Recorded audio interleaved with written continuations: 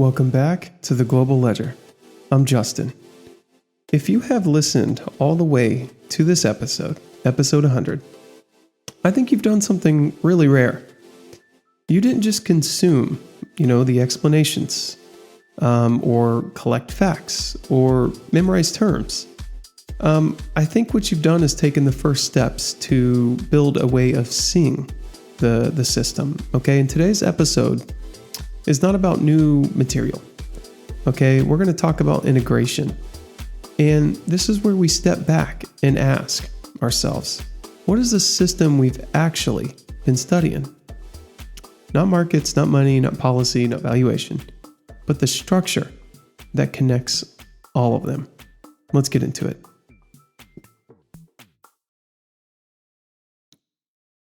Why does modern finance feel so confusing? Okay, it feels confusing because it's often explained in pieces. Okay, you hear about interest rates in one place, banks in another, markets somewhere else, or policy in isolation, or valuation as if it exists outside the system. But the system doesn't work in pieces. It works as a ledger, okay, a constantly updated record of who owes, who holds, who funds, who intermediates, and who bears risk. Once you see this, I think the confusion starts to drop away. So, what is the goal? Or I should say, what is the global ledger? Okay, what is this channel? Okay, the global ledger is not a database or a spreadsheet, and it's not a metaphor either. I mean, you could say that, but and we will have spreadsheets and we will have databases and we will connect all this up. But the global ledger is a conceptual map. At its core, the global ledger tracks three things: balance sheets, funding relationships, liquidity pathways. Every institution, market, and policy tool exists to manage or move entries on this ledger. Okay, money doesn't circulate, it reassigns claims. Markets don't discover truth either, okay? They allocate balance sheet capacity. That's the world we live in today. So, by now you can probably see it without thinking. And if not, we've got a lot more work that we're going to be doing, okay? I will say this, that just because we've gone through 100 episodes doesn't mean we're going to understand everything. This is a long game. This is, a consistency game, and you can understand this, and you will if you stay committed.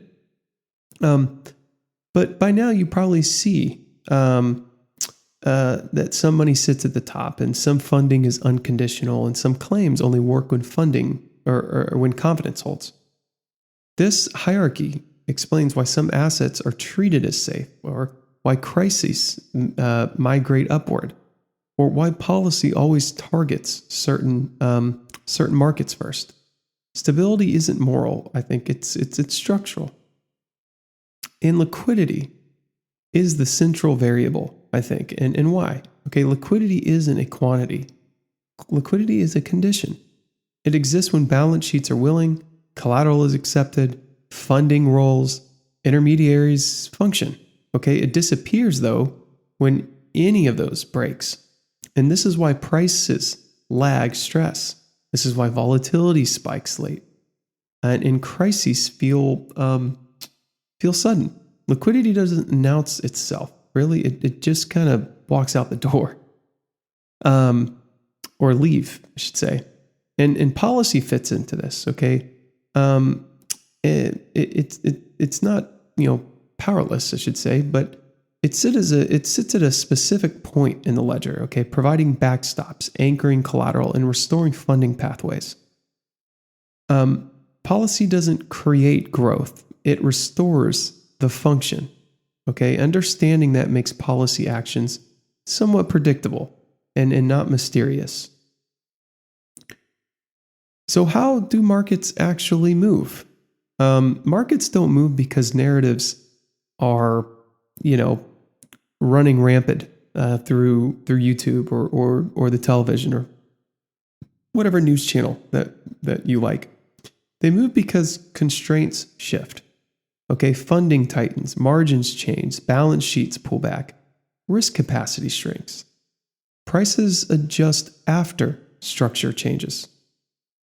And seeing this, you start to you start to not chase explanations and start to look at those mechanics we talk about. In risk, of course. So risk is not volatility, it's not uncertainty, and it's not surprise. Risk is dependence. Dependence on continuous funding, stable collateral, functioning intermediaries, and uninterrupted market access. The more assumptions a position requires, the more fragile it is. This applies to portfolios, institutions, policies, and really entire economies. Valuation in this is not separate from the system either. Okay, cash flows don't exist in isolation. Discount rates, they're not abstract, and growth assumptions depend on funding. Valuation is simply a future claim written into the ledger, and claims are only as good as the system that supports them. So, crises no longer feel random. Okay, if you've listened and tried to pay attention, and even if you don't, when you do, okay, crisis will start to make a little bit more sense. They won't feel mysterious or feel emotional. Okay, they are structural events. They happen when the ledger becomes inconsistent, funding demands exceed balance sheet capacity, and liquidity assumptions break. Okay, once you see that, the questions like what caused this get replaced with questions like where did the ledger stop clearing? So what can you do with this model? Okay, this mental model doesn't tell you what to buy or when to trade or how to forecast. Although it can be interpreted and it can be used to make those decisions for yourself. But it does something more valuable, okay? It helps you see fragility before it's obvious, understand policy without politics, evaluate risk without the fear, interpret markets without noise. It gives you orientation, okay? This is really important.